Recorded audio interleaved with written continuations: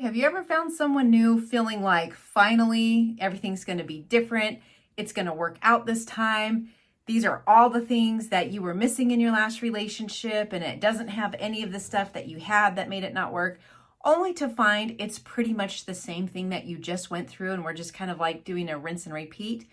Well, that could be because we are getting really good at living, which means we're good at surviving, we're good at putting out fires, we're good at finding ways to cope with the drama and the trauma, but we're not ever really learning from our experiences. This is why we're stuck in these cycles and these patterns in relationships. So today I'm going to give you some writing prompts that are going to help you not just get better at living, but what they're going to do is teach you how to learn from all these past experiences that you have so you could take that into your future and have something different. Hi, my name is Olivia. I'm passionate about helping you understand what relational trauma is so that you can heal and grow and move on with your life.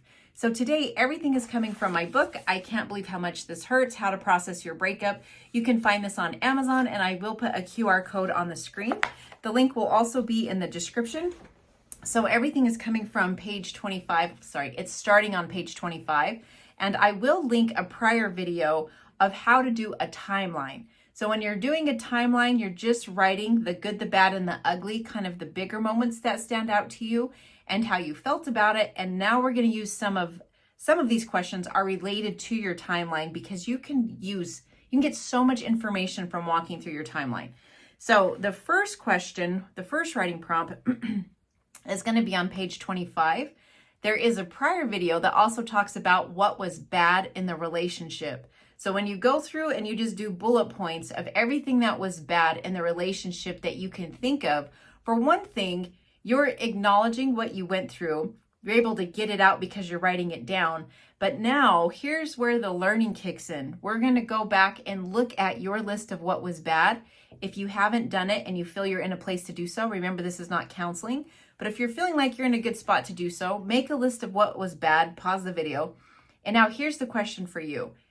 As you look back through this list of what was bad, whether you did it before or just a second ago, you really want to look at what are some of the deal breakers in there. A deal breaker is something for you that you are saying, I never want to have this in my life again. I'll never put up with this in a relationship again. I know we're not really supposed to say never, but what we want to say is this is something I just don't want to have in my life. I don't want it. I don't want it in a relationship. It has no place in my home, has no place in my heart, has no place between me and someone who's choosing to love me, who I'm also choosing to love. This is just something I don't want. So that becomes a deal breaker, which means if that is introduced into any other of your relationships, everything stops until it is addressed. And if it cannot be addressed, then we cannot move forward. So it's not that this person has to be perfect, and just because they do this thing one time, it may mean that. But for lots of things, it's, oh, hey, you called me this, you did this, you did that, and this is not something I want in my life. So is this something that you can fix? Is this something you can address? And that could be different, or this is unfixable and it needs to be done. So that's what the deal breakers are for, because some things need to be deal breakers. That just means it's a done deal. We're not moving forward anymore. So with the deal breaker, a lot of times you can find those in your what was bad list, because if you really made a list for all your relationships that didn't work, they probably have a lot of the what was bad over and over and over. So now moving forward, the second we see something from that what was bad list, and if it's one of our deal breakers, by the way, those are usually your top 2, 3, or 4 on your what was bad list. So what was like, yeah, this was bad, but this is something I will never want in my life again. I don't want it. I don't want any part of it. Those are the deal breakers. So looking at the deal breakers is super helpful because it's undeniable when you're in a relationship and it comes up again. So if thinking of, something like they didn't work, maybe that's a deal breaker. They don't have a job, or they didn't contribute. They wouldn't tell me how much money they made. If you're further in your relationship and you're considering marriage, or you are married and you don't know, those types of things. So it could be around money. It could be around pets. It could be around children. It could be language. Maybe they were cursing at you. Maybe they were calling you names. if there was any other type of violence, any of those things could be deal breakers. And some are just a done deal, like you see it and you're out. And some are, I want to try to have a conversation with you because this is a deal breaker for me. Is this something that can be addressed? So it doesn't mean everything has to be like a hard line and it's done, but there are things that need to be a hard line and be done. So you may also want to differentiate between those two. So it's really important that you go slow in your relationships, because the harder you fall, the more you're hooked. So when those deal breakers come up, super hard to pull away. But if you go slow and you see a deal breaker, you're not in as deep, and it's a lot easier to say, yeah, I'm not interested in this, and to leave. So that's the first thing, are the deal breakers. The next one, this is where you're going to use your timeline. So that's the good, the bad, and the ugly, where, this happened and then this happened and then this happened. And you're going through that whole timeline, which again, that's the video that was linked previously. When you look at that, you want to take a look and see what were some of the red flags. Whether, it was a funeral and they wouldn't go with you, or they never called, too long to call you back. Or there was like a whole bunch of contact and then hardly any at all. Or maybe it was just in the way they made you feel at certain events. So just looking through your timeline, now that you're out of that relationship and you're reflecting back and you're like, oh, that was a giant red flag. Like, I did not see that at all. And now I know what that meant because I'm on the other end of it. So now moving forward, when you're in a relationship and a red flag comes up, again, it doesn't have to mean that the relationship is done, but it really would be, hang on a second, I need to pay attention right here, because I've already been through this. And now I know this is what that behavior meant. So let me take a look at this. What is this? And I'm not talking about going to Disneyland or California, and I'm not dreaming about all these future things. I need to be right here in the present and deal with this before I can talk anymore about future things. And if that person can't be in the present and talk with you, then we don't move forward. So it's not just that we're understanding this is a red flag so that we can pay attention.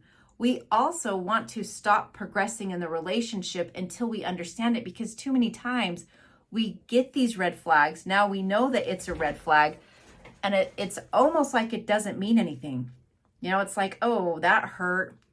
I don't like the way this feels. I don't like that you did that. This is scary.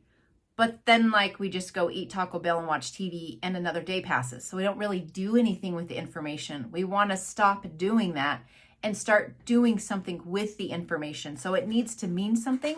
And the one thing it means is I don't future dream with you. I don't do anything beyond this point until this is addressed.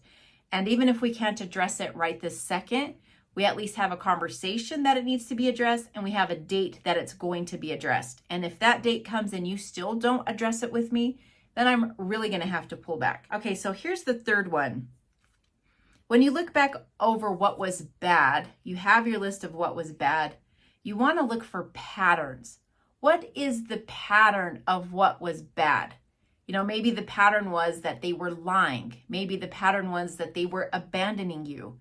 Maybe the pattern was that they were using you. So if you just kind of look over all of those things of the what was bad and you find the pattern in it, well, then moving forward, we're learning from this. So it's like, if you keep on feeling used, or if you keep on feeling disrespected, or you keep on feeling like they're just not that interested because they're not there with you emotionally and or physically, then they're just abandoning you all the time. That's familiar, and we don't want any part of that, because we already know the end of that line, and it's not good for us.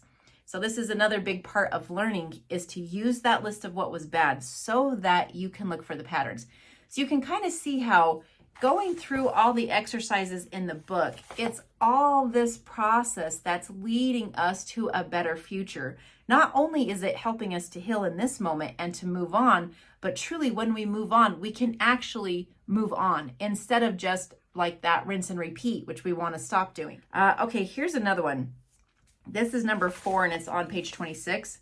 Using your timeline, at what moment could you have walked away? There could be so much shame in this, and it's very painful. But if you're like, yep, I should have walked away right there. Oh, I should have just left right there, or, oh, that was so terrible. I needed to have left there. I wish I would have left there. So if you're just looking at where could you have left along in that timeline, hopefully you're seeing how important it is to write the timeline. It never takes longer than people think it's going to. Even people who've been married for years, they're like, impossible. There's no way I could do a timeline, of all of it. Well, you're not writing down every single thing you ever went through. It's just the good, the bad, and the ugly in order. And it could be as extensive or not as extensive as you want. You're still going to get a lot of information from it. So it's the dividends that it pays for you for the rest of your life to be able to go through and do it far exceed far exceed the time it takes you to do it. It's so worth it.